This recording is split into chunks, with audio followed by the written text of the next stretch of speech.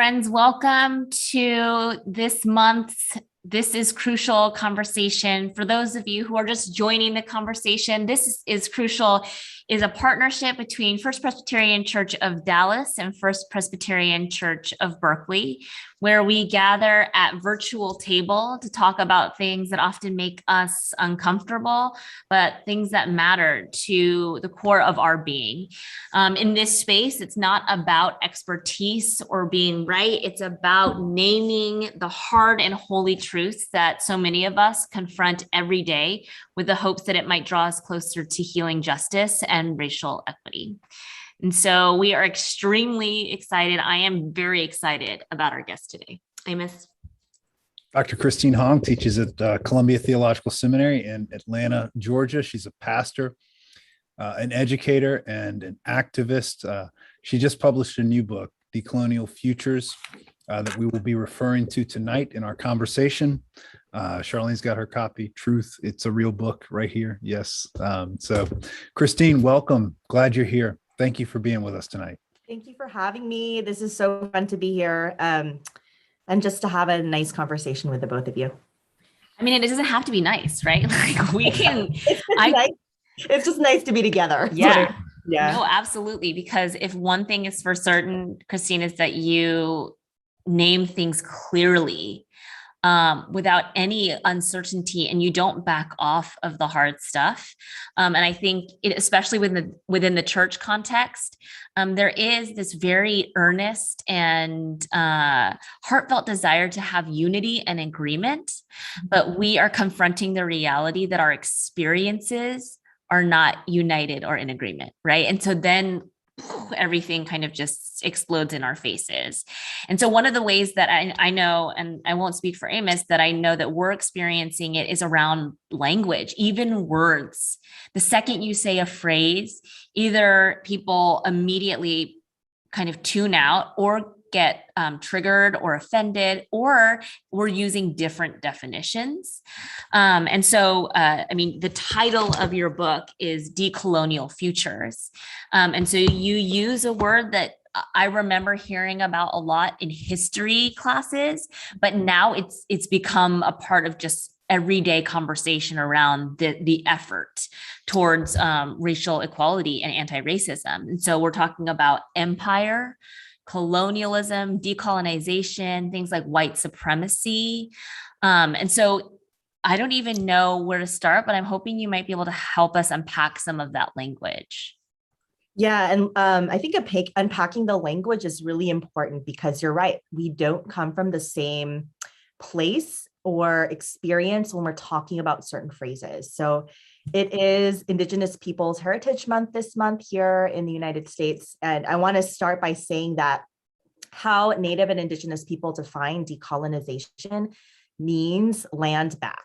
It means the return of land, Native and Indigenous land, back to Native and Indigenous people. And I hear a lot of progressive Christians, including people in my seminary, including just people across the PCUSA, talking a lot about we have to decolonize this and decolonize that. But if we don't mean land back, if that's not the end result of this process of decolonizing one's mind, undoing those systems that are supremacist ideologies, undoing binaries in our thinking, good, bad, white, black, right?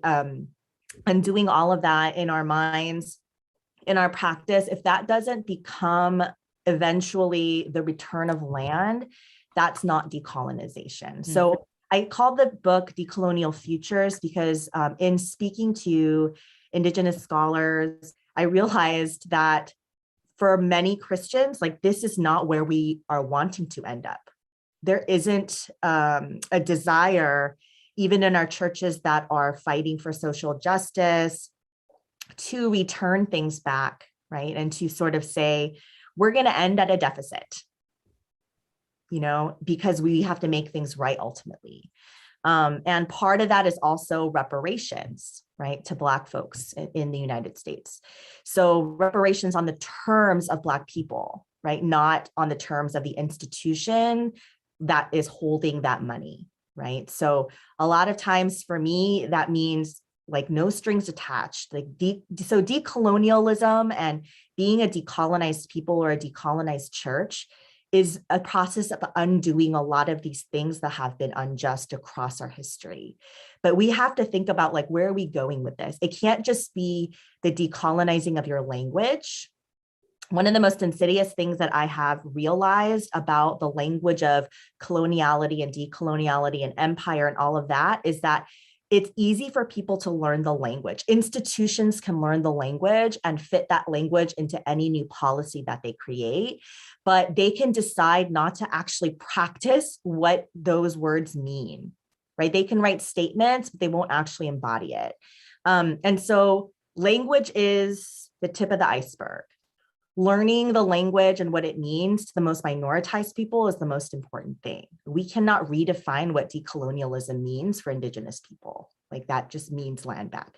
And I'd say the bottom line, colonialism and empire really is about the exploitation of people, the erasure of people, not only people, but the extraction of resources, the extraction of an economy, the erasure of particular languages and histories. And Charlene, you and I, Korean people, our people lived through multiple occupations, most recently the Japanese occupation. And the folks in my family that were alive for that, you know, they wrote Japanese better than they wrote Korean because the entire school system changed. The primary language in the schools taught was Japanese to Korean people. And my mom just told me that like when her parents were trying to discuss something in private in front of the kids, they would switch to Japanese. Wow. So this is just, even my mom's generation remembers the effect, right, of colonialism in just the daily rhythms of the household. And that's what colonialism is. You know, that's what empire is. It's not something that's out there. It's internal to everything that we do, everything, how we behave, how we interact in family systems, how we interact in institutions, how we preach, how we see and choose to not see people, or even see and not see ourselves. And the extreme part of that is it includes the genocide and the attempted genocide of people, right? The domination of people, the subjugation of people. And institutional life is rife with colonialism and colonial behavior and empire-related behavior. And I'll say that I'll say that I agree that for a lot of people, language like white supremacy and colonialism and decolonialism is triggering. And it's because we have certain extreme examples in our mind when we hear that word that we don't attribute to ourselves. So when I'm teaching white supremacy, especially to white students, and I say, hey, what do you think of when I say white supremacy? The first example out of anyone's mouth is always the KKK. Right? Yeah. Cross burning, things like that. And, you know, it's whatever is the most distant. And it's because a lot of times we conflate things like white supremacy with white people, right? White peoples are, along with a lot of other people, are stuck in behaviors of white supremacy, can internalize ideologies of white supremacy.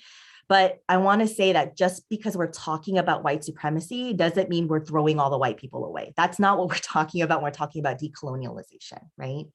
We're talking about working together towards futures that include the return of land, that include thinking outside the binary, that include justice-oriented futures for everybody. I am another way I think that people misunderstand colonization and colonialism is to like make colonialism synonymous with American. And colonization happens all over, like throughout humanity's history. People have been occupied and people have been occupying. So it's not specific just to like our own country's history.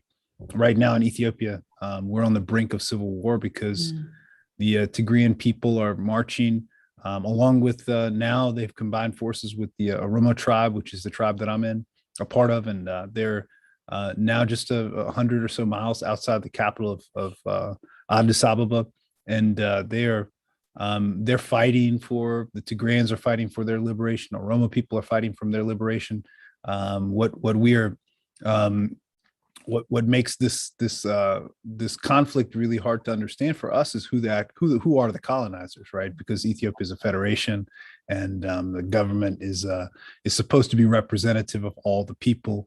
And it's very difficult, like, to name the tribe or the people or identify exactly which group is the occupier at this point. And so that conflict is messy in ways that I think complicate our understanding even of colonization and colonialism. But your book, Decolonial Futures, I've been reading it. Charlene has been as well. And there was a poem that is titled Oral Traditions. Mm-hmm. And you mentioned it in the preface, I think in the introduction to your book or the preface, and it had a profound effect on you. Still is having a profound effect on you. And the line that you quoted from the poem was this: I will teach 100 years of colonizers that a language is the most dangerous weapon you can give, a bloodline of storytellers, culture keepers with responsibilities to speak no matter their split tongue.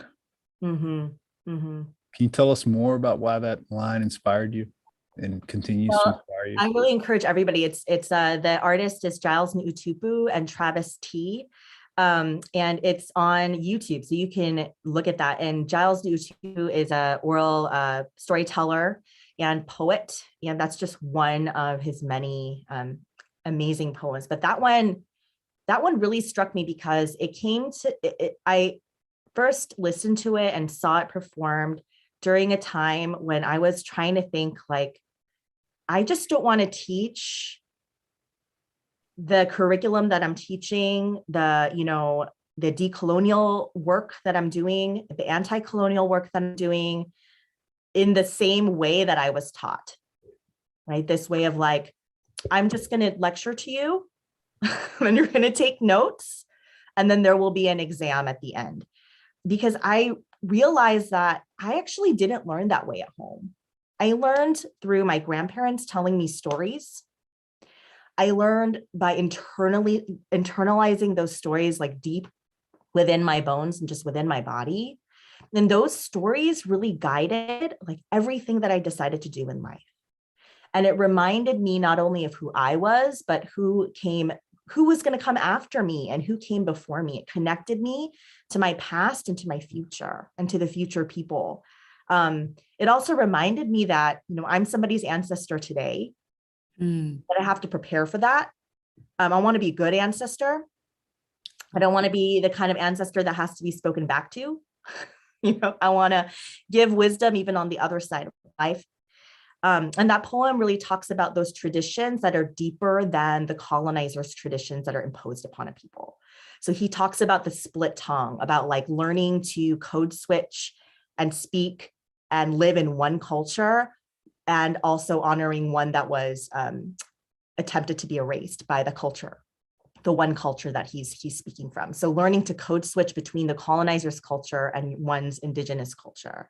And that's painful because one is trying to, like, erase the other, even within your own body. And that happens also in all these weird, insidious ways too when you're in diaspora. Giles Nutupu is not in diaspora. He's a native Hawaiian person living in Hawaii.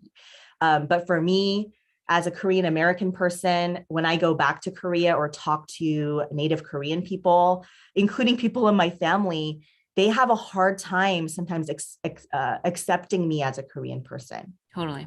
Right? Like, accepting me as, no, you're American. So even that binary of, like, I don't see myself as American. I see myself as a Korean person, a Korean American person living in the United States, with claim to both the peninsula and to this, this place that I call home. But even the people that you want to claim may not want to claim you because of that split tongue. Yep. So learning to navigate between the belonging and unbelonging of what colonialism does, what human movement does, immigration, whether that's internally displaced or externally displaced movement, all of that is really hard. Like, it is that tender and tenuous place of just, I think, just existing in utter strength, but feeling completely vulnerable. And that's when I listen to that poem, that's what I hear. Mm. And that's what I think it takes to be an anti-colonial person, is to be in that tender place.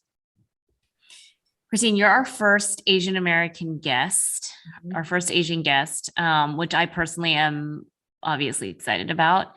I feel like, I mean, there are just things that you are just mentioning. I mean, even in your book, there's on your chapter on porous boundaries, you talk about Han Mhm. and the meaning of that. And I want to get into that a little bit too, because it is a word that doesn't translate well into the English language because it is so particular to the Korean culture. And so just as someone who, you know, in your writings, in your oral retelling, I've found like recognition. And so I want to thank you for that and providing that for me. When I'm curious for you and your own memory, when did you, how early was it for you that you started being aware of the presence of a colonial existence, that you were living a life that you inherited as a result Mhm. of colonization? Does that Oh make my God. sense? Yes, over and over again. Over and over again. And I mean, even from when I was little, right? So my grandmother lived, you know, survived the Korean War ceasefire and escaped, lost a newborn child on the way across the border, lived her entire life traumatized by that experience. And would tell stories of the people that she had left behind, right? My grandfather, in the middle of the night, woke up my grandmother who had just had this baby and my uncle, and he was like, just pack what you have, we have to run. And she wanted to say goodbye to her younger brother who she had raised, her parents, she wanted to bring them, and my grandfather said no. And so they left. She spent her whole life telling me stories about her little brother. He was writing her for a long time after the border closed. But you know, all those young men got conscripted into the North Korean army. And so at some point those letters stopped. So every time I'd visit my grandmother or talk to her, like I would hear these stories of these people in my family that I had never met, but were specters in the room. Like they were very clearly present with us. And so just growing up, and those were my bedtime stories. It wasn't like, you know, Grimm's fairy tales. Right. The stories I heard were these trauma stories. And this is like, she would tell me these trauma stories, both sides of my family. And they would both do this. And I realize now that this is what happens to people when they go through war, is like what I hear as a trauma story, they hear as like, this just happened in my life and I wanted to tell you about it. Right. You know? It's not, it's an everyday thing. And so she would just tell me these stories before bed. It'd be like, tell me about your life. And she'd tell me this horrific story. And then she'd turn the lights off and say, good night. And just walk out. Yeah. And I'd just be lying there going, oh my God. Yeah. Oh my God. Right. So all of this, so that's one story. I asked my parents at one point when I was an adolescent, like, how did we immigrate to the US? And she said, oh, it's because your grandmother came first. How did grandma come here? How did she get a green card? And she said, well, she took an adopted Korean baby that was adopted to the United States. And back then, just sat it on your lap, the child on your lap, and you would just travel to the US. And the agency would meet you at the airport. You'd hand the child over. And then you would get to stay, right? Or a lot of women would maybe overstay and then just stay. So my grandmother got her green card that way and then was able to send for my dad and my mom. And that's how they came to the United States. So I just kind of, you know, I was like, okay, cool. It wasn't until later in seminary when I did some more research on Korean adoptees that I realized that there's a whole documentary on this, by the way, that is very good. And I'll try to remember the name, but there was a whole industry of adopting Korean babies out to other countries, particularly the United States. And that's how a lot of the wealth was made to restart the economy. These children, a lot of them were not orphans. A lot of Korean families after the war had lots of children they couldn't take care of or feed everybody. And so we're connected to these social organizations, a lot of them run by churches, and Western agencies, and would make the children, or like would, bring their children for care. And the promise was, once we settle in the southern part of the peninsula, once we figure out what to do with our livelihood, we're going to come back for our child. There were a lot of parents who came back for their children and their children were gone. So I learned this. So like I spent a lot of time before with my grandmother trying to figure out like who this child was. And like, I think about that child like all the time, right? Who is probably a grandmother now. Think about this, all I know that it was a girl. So I think about her all the time. I think about who she was. I think about whether or not she was able to reunite with a family, whether she was really an orphan, probably not. And that it was like literally this transactional exchange in order for my family to be here. And it's like devastating. And that's what colonialism does, right? That's what empire does, is that like no one is untainted by it. Mm. It permeates everything in everyone's story in some way.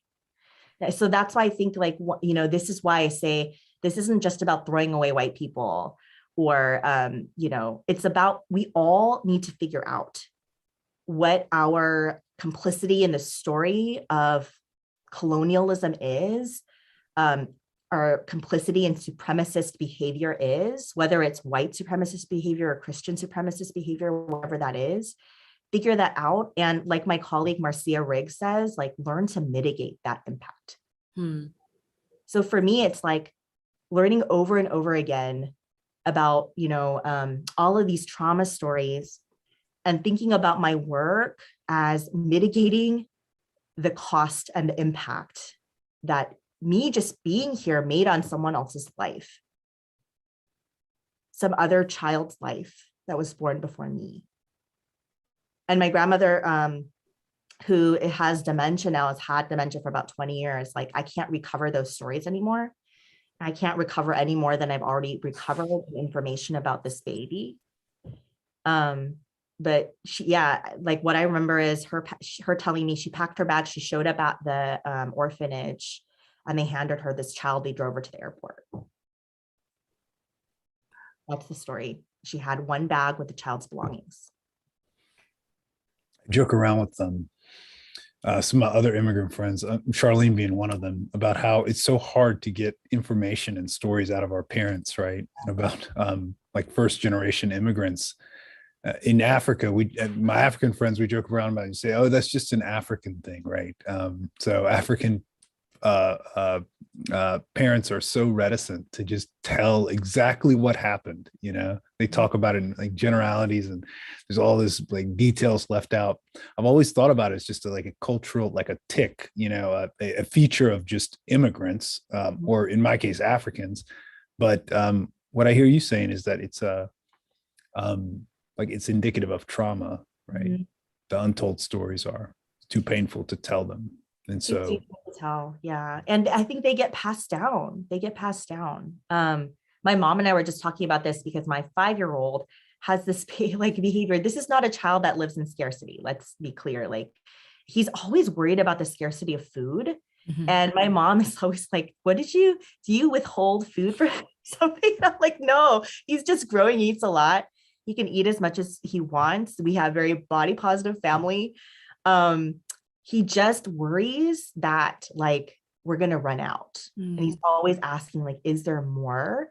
And if there isn't more for some reason of one thing, like he'll give his sister more and be like, I'm not hungry. Like he has this very self-sacrificial / like being concerned that things are going to run out.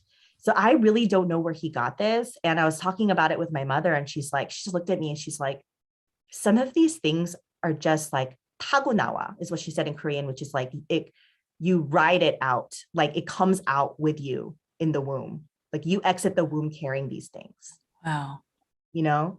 So she said, you also were like that. And she said, I intentionally didn't do any of that formation with you around scarcity, because I grew up with so much scarcity. Yeah.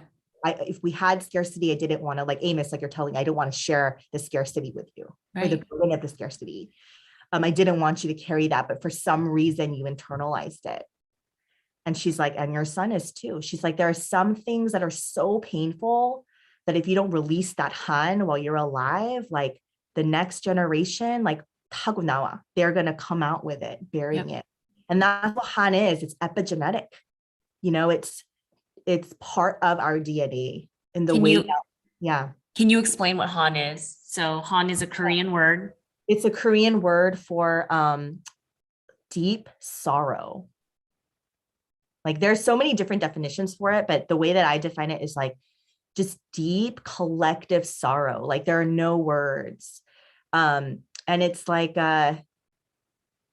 everybody who's Korean knows this. Mm-hmm. And there's different types of han, right? There's like revenge, sorrow that's like immersed in revenge, like you need revenge and anger, sorrow that turns into anger, sorrow that's really deep, that can't really be transformed into joy, like it just exists there at the bottom of your, stomach. But it's one of those things, and it comes from being a people that were always colonized by somebody. Yeah. Right? It comes from that place of everybody that is a Korean person having been touched by the Korean War and the Japanese occupation somewhere in their family tree. I don't know anybody that didn't lose somebody when the border came down between North and South Korea, or that doesn't have some relatives that they've never met, or another side of their family that they haven't met because of that.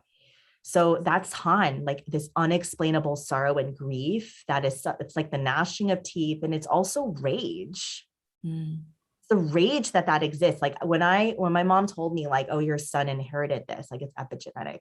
Like I had rage about that, like deep sorrow that this child who barely speaks Korean, even though I try, he's third generation, he's probably not going to speak it fluently, but that this is what it's just in him, like he's never met my grandparents, but somehow that same trait is there. I mean, for me, the rage is new. Mm-hmm. It is like, it was dormant. It's not new in the sense that it came out of nowhere. I mean, that's the thing about han, this concept in Korean culture that is so powerful. It's so familiar. We don't fight against it. Like its existence, it's not like, oh, I don't want to feel this. Like Koreans accept, like this is as part of our being as our hand is. You don't resent the existence of your hand. It is just a part of your body. Even if your hand constantly hurts you or betrays you, it is just your being. And so that kind of sorrow and that suffering for sure. But the rage piece of it, that was like, I mean, it has been there in part always, but there has been new, I don't know how else to put this, space for it or permission for it in ways that like literally I even preached about this when I preached a sermon on anger, that anger was not something that I felt like I was allowed. I mean, even as you talk about reparations or land back, I mean, for Asians, it's like, it is not in our colonized identity to say, no, we demand this. Right. And so like, one of the conversations that Amos and I had was right after the Atlanta shootings. Like, I just remember feeling all sorts of new dimensions and depth of rage that I've never allowed. I don't know if it's I've allowed myself or have been allowed to feel. Mm-hmm. So it's interesting that you bring up that kind of element of that. Yeah. And yes, the rage just definitely comes alongside the grief, right? Sometimes they're just kind of like the other face of each other. Yeah. Like when we lose someone, like when someone dies, there's tremendous grief, but there's also rage about like, why aren't you here? Yeah. There's like that pain transitions, that grief transitions to rage back and forth. I mean, it's sometimes it's hard to differentiate when our grief is actually rage and when our rage is actually grief.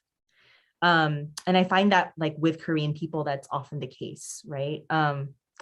Yeah. And here's the thing, it's like, it's only in the United States through that like myopic American exceptionalist culture and perspective that I think that like, especially for Korean people, that we're looked at as being that model minority of like, we're not going to speak out, or we're not going to like be part of movements. I mean, our people people don't know Asian American history. And that's what colonialism does and American exceptionalism does, is it retells a history that edifies itself, not necessarily the actors that were resisting that history within its embodiment, right? Yeah. So what the rage that came to me after the Atlanta shootings was this deep rage that people like, I would just open my phone or like my browser and I would see all of these now people interested in like talking about Asian and Asian American history. Like we suddenly appeared.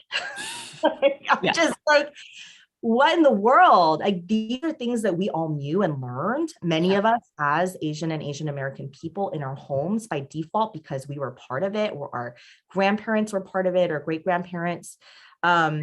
But this was new information to people who didn't identify as Asian or Asian American. Yeah. And even some Asian Americans didn't know their own history because it's not taught in school. Right.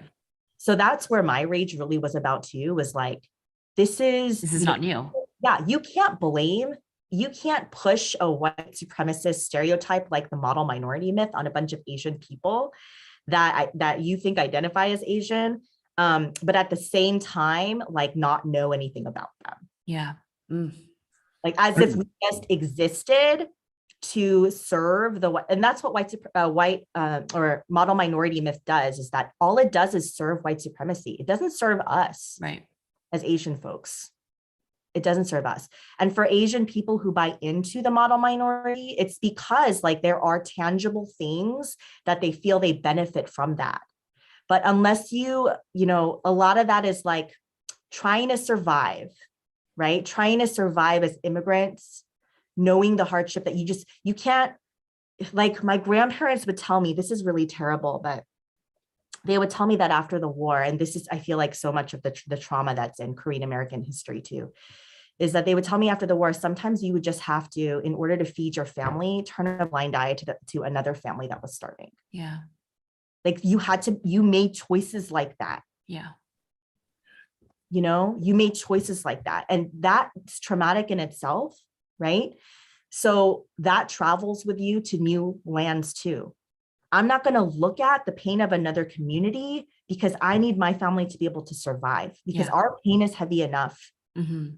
And white supremacy, that's what it does. That's why it's a system, right?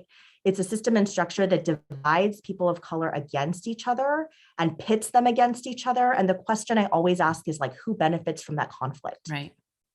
It's never the actors of the conflict. Right. The person who benefits or the system that benefits is the one that's in control. So can I ask a practical question? And in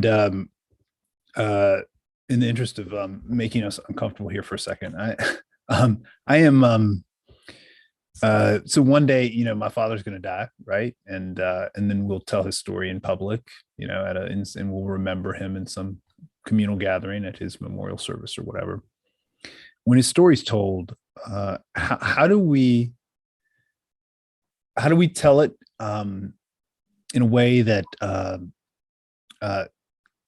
doesn't restrict his narrative to that of a traumatized, grieving, colonized man that was put upon by white supremacy?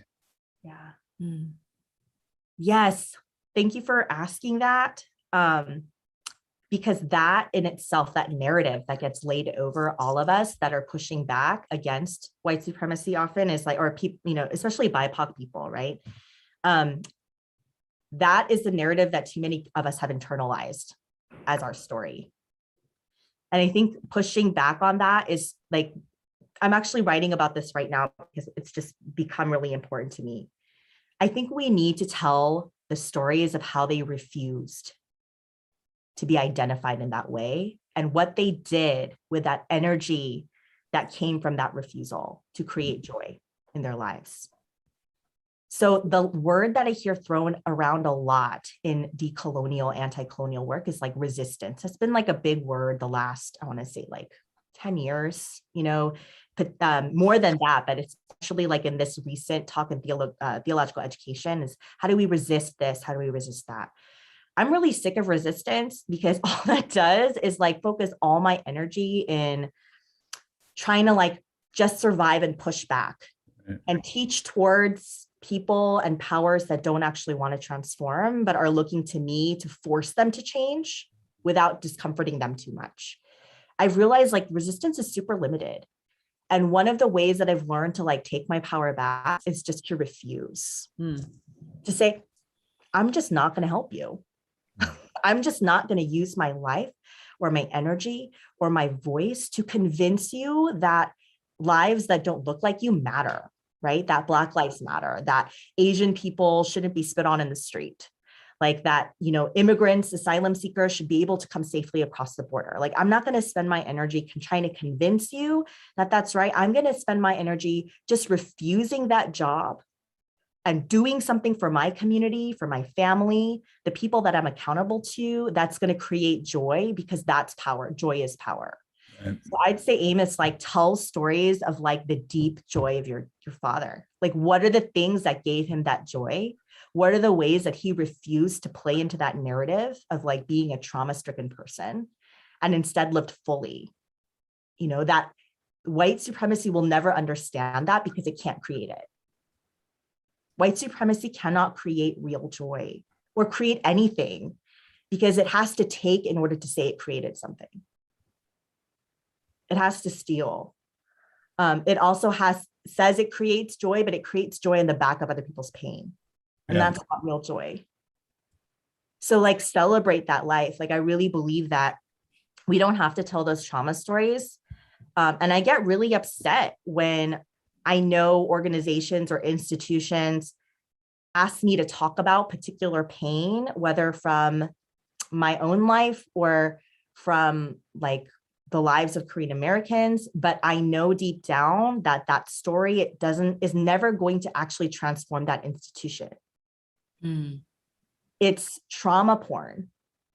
Oof. It's never going to change them. And all that happens to me at the end is I feel depleted and sad. And I deserve joy. So that for me has meant refusing those narratives, like refusing to even participate in shaping that narrative or identity of like, these are just traumatized people and we have to like take care of them. Which is right. Which is the choice I think, my parents made, is to refuse to share those narratives just because they felt as if they were worthy of joy themselves, right? Yeah. And also because that didn't define them completely, totally, wholly, right? I think this is for us here, this is right where we are right now. It's one of the things I'm really thinking about is how do we welcome the reign of God, which will be decolonized, right? In a way that doesn't just make us so angry, right, and mad along the way, and sad, and also in a way that invites all of God's people to participate in that inbreaking, and doesn't just create another either or framework, where everything that is connected to white supremacy, like anything that's like about white culture, right, whether it's the people or anything related to it, is bad in its totality, and everything that's not is good. Which that's even in the ways in which we talk about it in the Christian church, it feels as if that binary, like we're creating that binary framework in the ways in which we're talking about it. Yeah. Say more on that. Yes. What's the binary that we're perpetuating? White is good, white is bad, black is good. White is bad, minoritized people are good. which Mhm. ignores the fact that minoritized people have participated in colonization themselves, Yeah. right? And actually have agency and power in ways to actually mitigate the effects of colonization to a degree that they haven't in forever, at least in this country, and are choosing, myself included at times, to not participate in the mitigation of that suffering. Yeah. Right? Yeah. Can we talk about the mitigate? I want to talk about what Marcia Riggs said, right? She was the one who was talking about the mitigating of that experience. And this even goes back to, Christine, what you were saying about how your refusal, because your trauma story isn't going to transform the institution, it's trauma porn. Mhm. So where is the potential for transformation? You wouldn't have written this book unless you thought there was hope, Yeah. right? For a decolonized future. Mhm, mhm, So what does that mitigation look like? mhm. Um, Yeah. I think it's understanding what your role is in the struggle towards the decolonial future.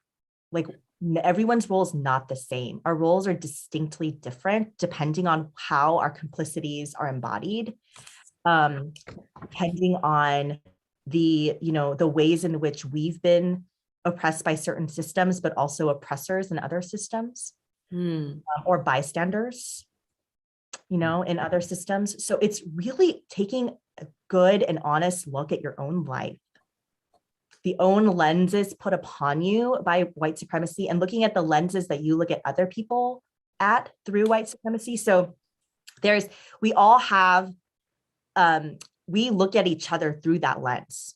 It's really hard to take it off. Like even when you're a BIPOC person, you look at other people through that lens. totally.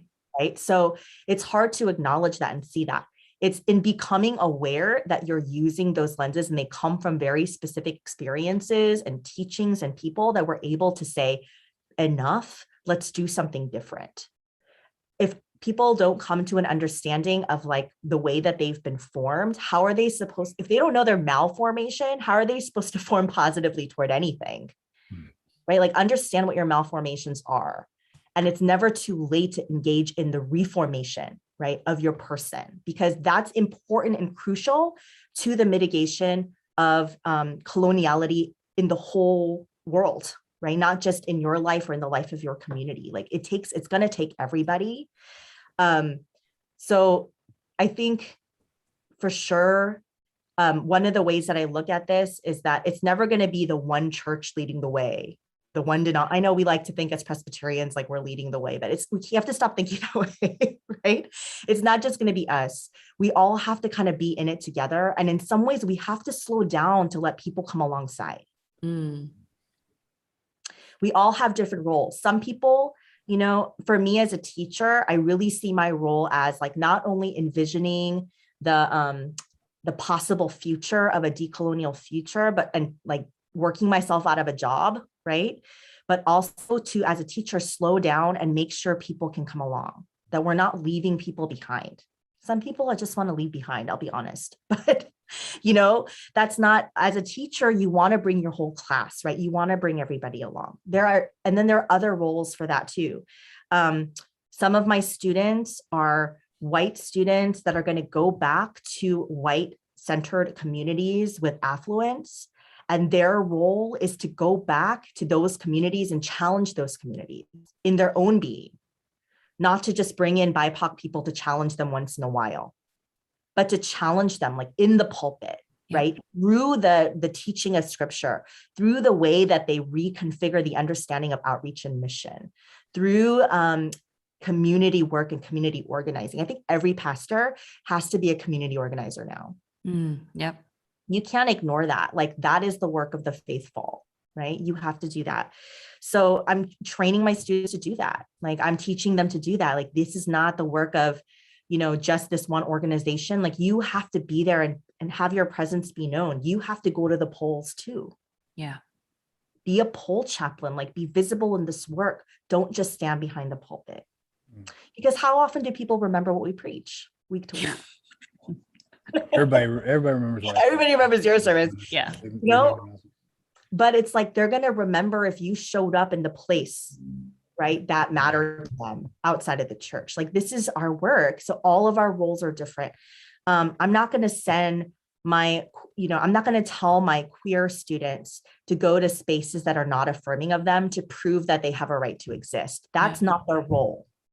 Their existence, their claiming of joy, their being embodied fully as who they are as queer people is the work. They're doing it by living, by thriving. The rest of us, right, need to do the work of making this world a place that can be affirming of them in all spaces. Right. So knowing your role, knowing your malformations and what you need to be formed toward, and knowing what your role is and understanding that your role is different from other people's roles, that's how we start. White people's work is very different from the work of Asian folks, from the work of Latinx folks, from the work of Black folks and Native folks. Like, it's all going to be really different.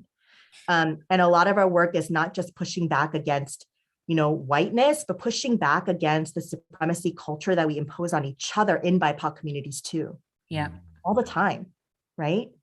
We don't ever talk about that like in public, but it's, Yeah, for sure. Yes. Mm-hmm. Can you speak to the malformation? Sorry, Amos, I promise I'll let you get in. I just really need to close this loop or my brain will break. Because I think to the point of this exceptionalist culture, malformation, even though, especially in Presbyterian services, we confess our sins every Sunday, we have a hard time with that, looking back at ourselves. So what is, if someone was like, Dr. Hong, I want to explore my malformation, but I don't know where to start, what would you say?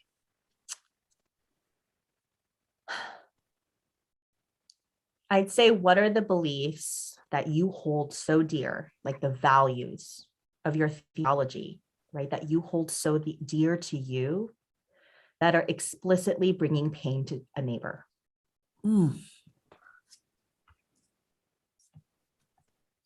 What are the theologies, the beliefs about God, the beliefs about, creation, the world, relationship? What are the beliefs that you hold that, like, you'll fight for these beliefs, but that belief is like harming somebody?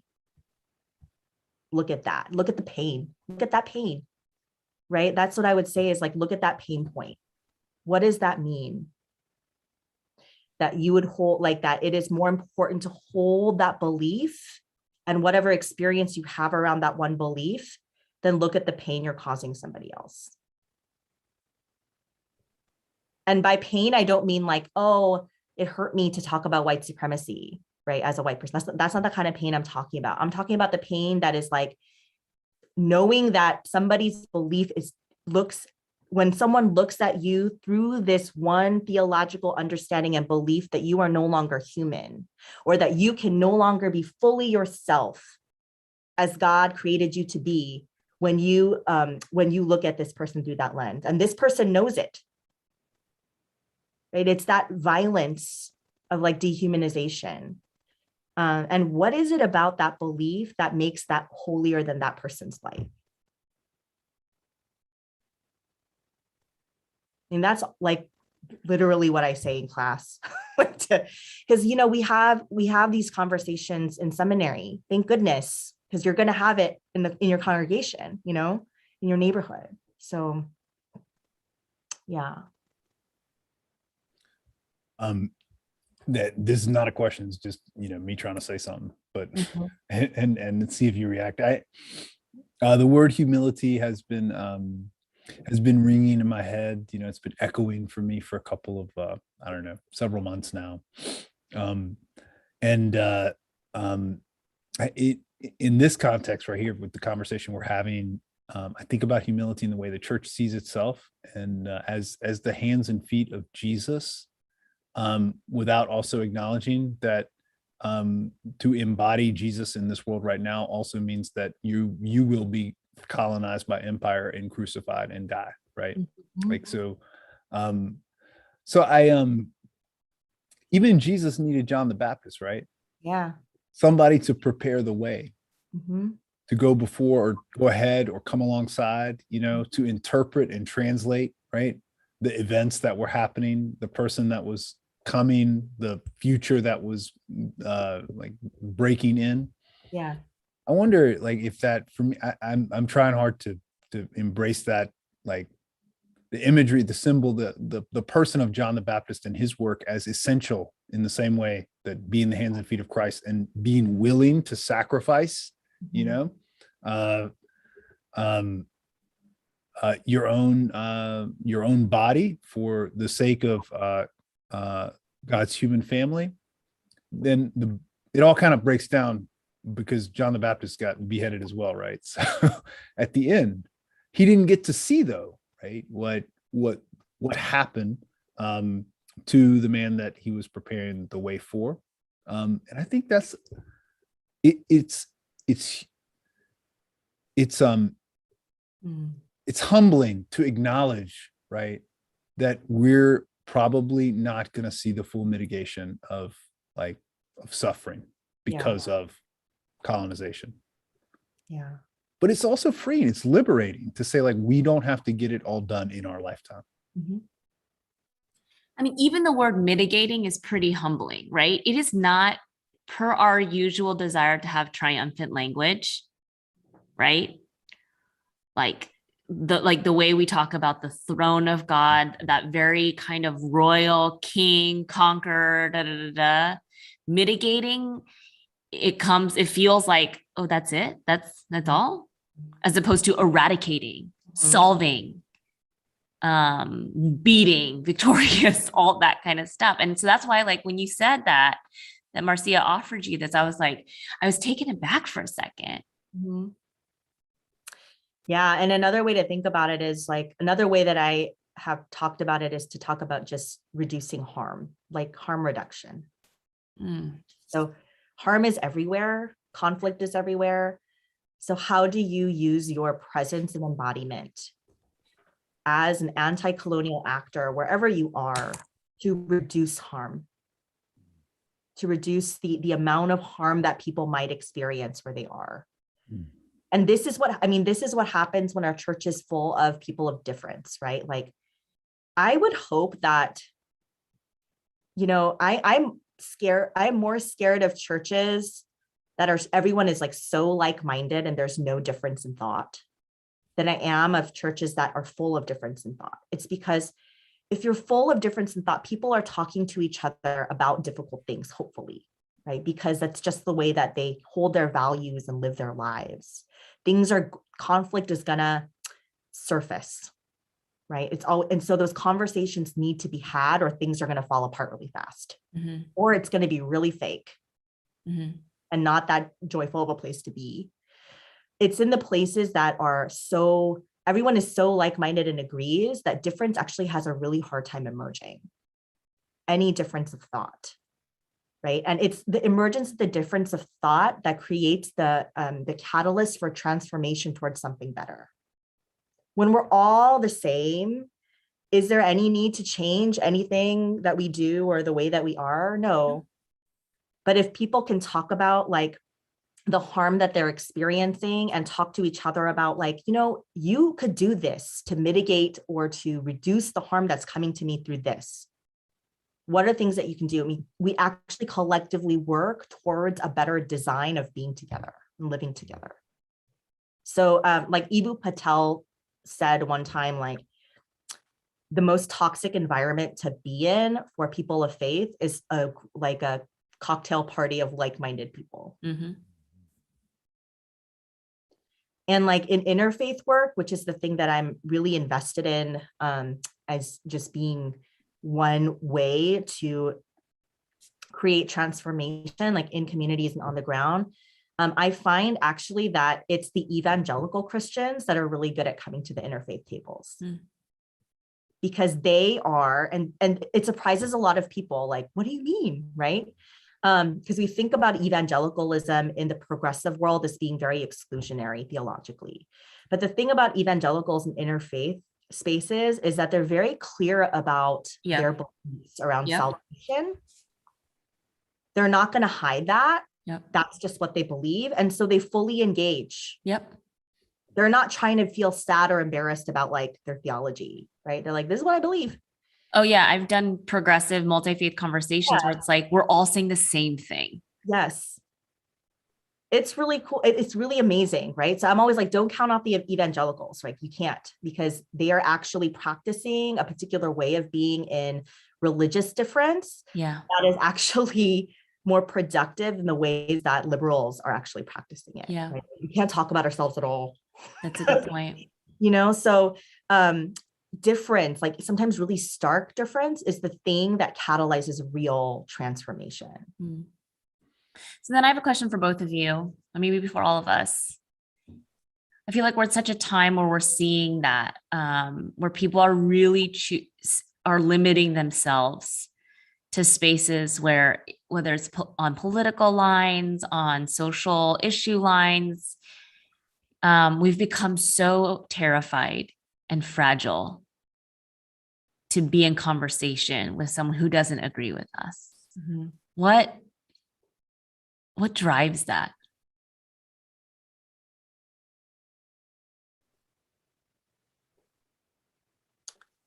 I think it's the fear. It's honestly just the human fear of being diminished. Oof. Yeah. Because we all experience diminishment in some factor of our life. We've experienced it, whether racially, through human sexuality or gender, whatever that might be across culture. We all know what that feels like. Gregory Ellison calls it in dialogue, when he talks about constructing dialogue well, he talks about like the different types of fears people have when they're engaging in dialogue. And the one that's most profound for me is he talks about plopping.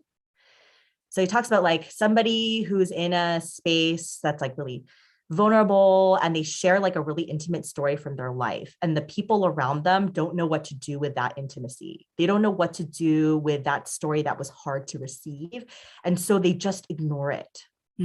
Everyone has experienced this. Yes, 100%. And they ignore it, maybe not because they don't care, but because they don't know how to hold it. Yep. They don't know how to receive it. So it just lies there writhing. This truth just lies there writhing on the ground in front of everybody, and everyone's just staring at it, right? And it's this fear. And that person who plopped is immediately diminished Totally in their human dignity. Yeah. I think that's what we're afraid of, is that someone else's story is going to diminish our own story. Thank you. Yeah. Amos? I agree with Christine. Yeah. Yeah, I do. I don't have anything to add to that. It's I mean, the fear of being misunderstood, of like engaging in a dialogue in which you might be misunderstood, which means you might be unseen, you might get disappeared. I mean, I think I experience that often, right, with my partner, with my spouse Sarah, where it's like I'll just avoid having a conversation because I'm afraid she might not understand where I'm coming from. So, and when that happens, there's like no more helpless feeling in the world than like just trying to explain yourself at what seems so obvious to you. So it's just easier to just not to disengage, right? Which multiplies the effect, right? What's the antonym for diminishment? The antonym?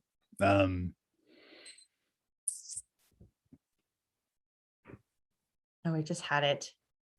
It's not the antonym, but the word that came to mind was resurrection. Yeah. Right? Like the full, like I think about that, like bringing back to life, like giving energy to the person that told that truth, the hard truth. Resuscitation, right? So it's like holding, and that's what happens like when good dialogue happens across difference and someone tells us something painful, and the other people are able to, regardless of what they believe, hold that space for that person and hold that story, receive it with care and compassion and empathy, and speak back to that person. You're not going to speak back to them any answer to the hardship, right? What you're speaking back to them is the resuscitation of that person's life, like the resurrection of that person's like being, like you are You are human and you are, worthy of love and you are worthy of being seen and worthy of joy. Like we see you. We don't have the answer to the pain that's lying there on the floor right now. Yeah. But you can be here. Yeah. Okay. So then this is my closing question for us. Where are you witnessing or experiencing resuscitation, resurrection? Think honestly, right now, it's in understanding like the holy practice of refusal. Yeah. Like I'm talking a lot about it, I'm writing a lot about it. And it's not because I don't want things to change, right? It's not, the refusal doesn't come from like, I'm just not going to do it because I don't like it. Like that's not it comes from this thing where it's like, I'm not going to hold your hand through this anymore because I know you can do it. Yeah. I know there are people in this community that have the tools and resources and have been lifelong learners of this issue that can do it and need to step up and step in to those spaces and do it. And I will celebrate you doing that. Yep. And it literally hurts me like physically to watch people not step in because they're waiting for somebody, like a person of color or somebody to like step in and lead them and just to agree with that person. But listen, like sometimes our greatest acts as teachers, as pastors, is to refuse to do the job on our own or by ourselves. Yeah. Is to say, I know you can do it. I know you know how to do this. I know it hurts, but so I will refuse so that you can step in. How's that going for you, Christine? Like it's interesting. I think like it's always met with a lot of anger, right? And it's also built on this idea of opacity, which is like withholding stories, including trauma stories, Amos, because I know that story isn't going to actually edify me or my people. It's only going to be weaponized or utilized against me. So a lot of times it's with anger. A lot of times it's with assumption that like, you don't care anymore, right? Like, oh, she's so checked out or she doesn't care. And I'm like, no, this is my caring for you. Yeah. And I don't, and part of that is letting go of like needing to please everybody. Yep. That's really hard, right? So needing to like make everybody happy. Letting go of that comes hand in hand with being able to honor refusal as a teaching tactic towards justice. Yeah. And I'm not talking about like white people who need to step up, refusing to, that's not the same kind of refusal. I'm talking about Black and Indigenous and Asian and Latinx people refusing to be, the ones that get practiced on, right? And then also the ones leading when the intention is just for them to fail. Yeah. And the optics are, hey, we tried as an institution because you are working for the institution. So that means we tried. I'm like, that's not the same thing. Yep. So refusal, when you start doing that, people get mad. People assume that you don't care anymore. People get upset because you're not striving to please them anymore or the institution anymore. And once we can get okay with that, like refusal is easier and it actually makes you happy because that energy that you get, that you can save by saying no to something that you might have said yes to out of desperation in the past, you can actually do some really amazing things with that energy. Yep. That's for you and your people. And it's that thing where it's like, I'm always asking my students, can you see yourself outside of the white gaze at all? What do you look like? Can you see your people outside of the white gaze or see the world like, what does that feel like? And it's so hard because we've never experienced that. Yep. And I really believe like refusal to be an actor in certain systems, ways of behaving colonially is like the start of being able to see yourself outside of that gaze. Yeah. And that's worth the anger, right? That like people throw at you. Yep. Because that anger is a temper tantrum of like, I don't want to do it. I don't want to be the one to do it. I want you to do it. And you're like, no, you have to do it. You have the tools. And it's one thing to refuse when like, other people have no idea how to do it, right? But it's another thing to refuse when you know that you've done the work. Like you can be confident in your work and said, I've done my due diligence to teach and to embody and to show, and now I'm going to stop. That's making me happy. But it will make other people unhappy. What about you, Amos? I have I'm relieved because I've stopped reading the books, the books, right? Mhm. And the essays, and listening to the podcasts. And here's one right here on my desk. I started. This is Shouting in the Fire, an American Epistle. It's good. It's actually good, but I don't feel obligated to read the books or keep up with the conversation anymore. And instead, I'm just turning my attention to scripture and reading it with a whole lot of urgency. Yeah, and it's and reading it like on its own terms and letting it speak to me, and just being, if I'm tuning out, not tuning out, but just setting aside all those other expectations about what I'm supposed to be informed about. It's amazing how much like space opens up, right?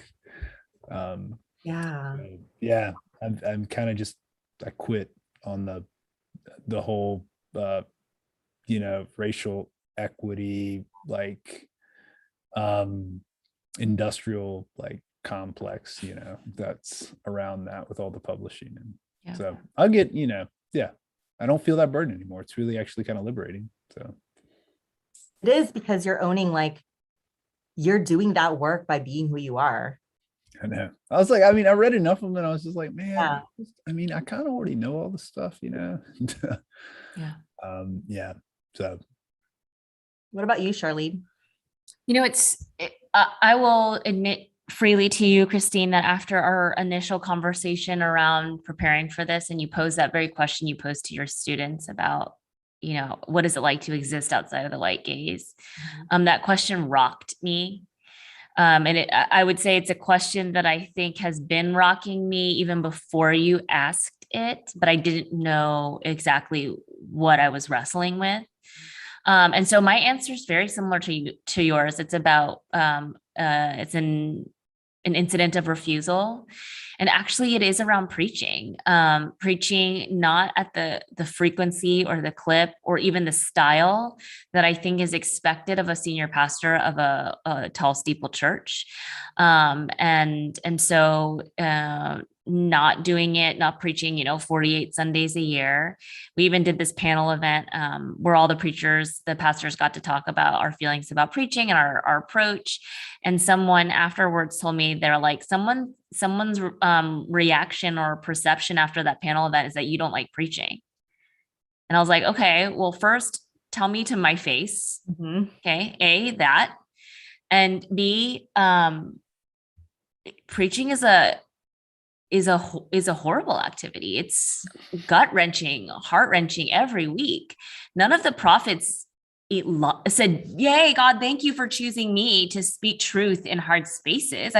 Anyone who says they actually really love preaching, like the whole process, I'm not even just talking about the 20 minutes you're up in the pulpit, but the whole process is either a narcissist or lying. Oh, I just put that out there. That's kind of intense. But so being able to kind of refuse the expectations that I feel have been imposed upon this position, and then finding so yes, that just the ability to, or the gumption to say no, but then also to have the response of other people, to have that refusal be recognized and inspirational to other people to replicate refusal in their lives is very life-giving, right? And so I think that there are a lot of people right now, we're seeing this in this whole concept of the Great Resignation, who are saying, no, yeah, old terms gone, I want new terms. And they have to be sustainable, and they have to make room for me to exist as a mother or a parent, a partner, all of these things. And so that's resurrection. I feel like there's resurrection in like a collective refusal that's happening. Yeah.